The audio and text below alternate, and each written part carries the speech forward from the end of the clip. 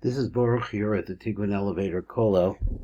I am your lift manager, and really, I'm the Saba of the yeshiva. Everybody calls me Saba around here because I have grandchildren who live nearby. Anyway, let's go over here and see this ultimate connection with God, written by Rabbi Yosef Chaim Mimran. We're going through the book.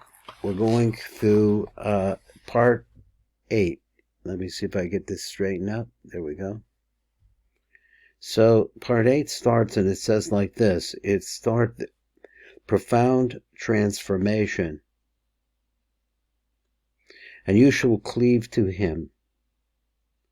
The explanation is that it is really possible to attach oneself to his holy presence, the Shekhinah, even though it is a consuming fire, since the pure soul is called the flame of Hashem and lit from the fire of the Shekhinah, and it is the soul is attached. It says, and in it the soul is attached. And he says, naturally. So I'm not sure exactly what he says. I want to just read this one more time. It can't hurt.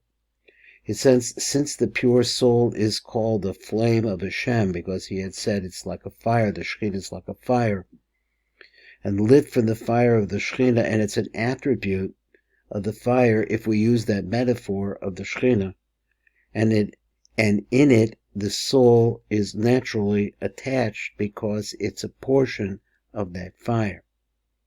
Now that could be buried very deeply in our what he calls that ego consciousness, that ego thinking. So he says it could be buried in that. But it's there anyway. So it naturally attaches. So it's not unusual, he's saying, but that little piece right there is saying that a person could actually achieve Dvekus. The question is how strongly can you achieve it? So he says to truly realize everything we have been speaking about until now, you will need to live it.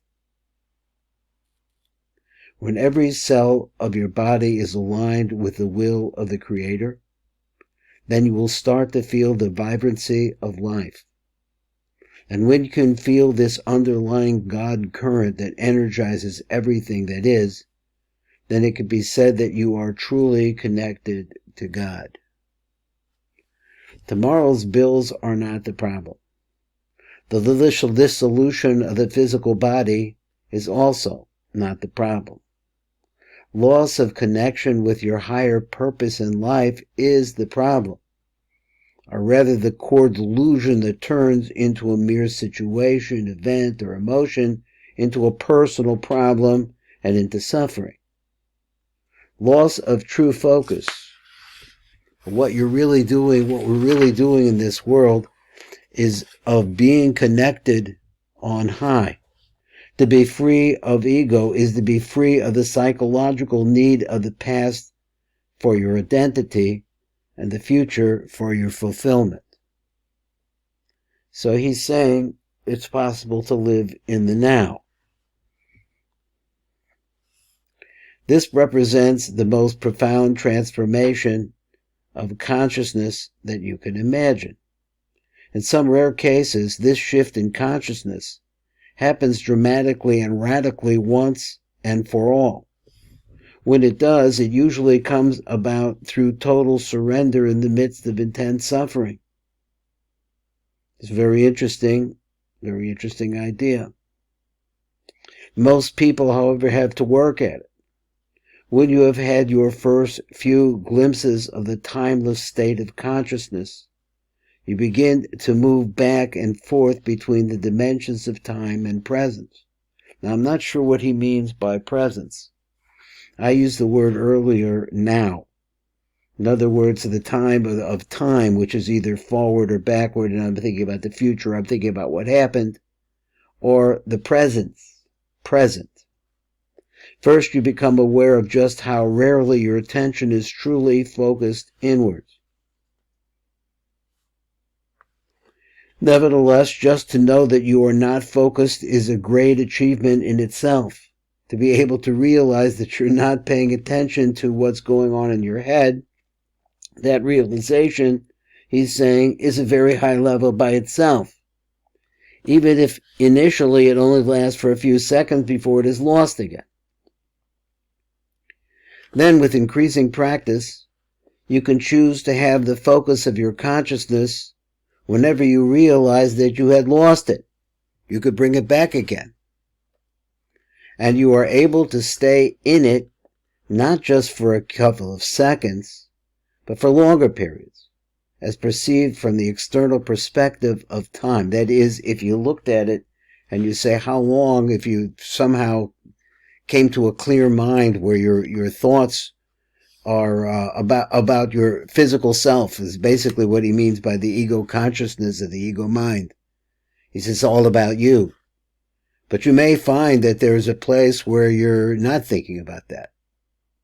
Maybe if you can measure it by time, that period of time. That's the external perspective of time. Time, he says, now he's saying like this, is really external. So we can see some more of this, and it's going to get deeper. And when you are truly aligned with the Creator, is when you can feel strongly by the underlying God current that energizes everything that is. The basic feeling or the basic explanation of Rebbe Shimon and the Kabbalah and all that followed is that we understand that Hashem is inside of everything that exists, with many, many different layers of filters and wrappings that really conceal his presence. So it's not ununderstandable that he knows everything, he sees everything, and that if you can connect to that underlying God current, that's a tremendous, tremendous achievement.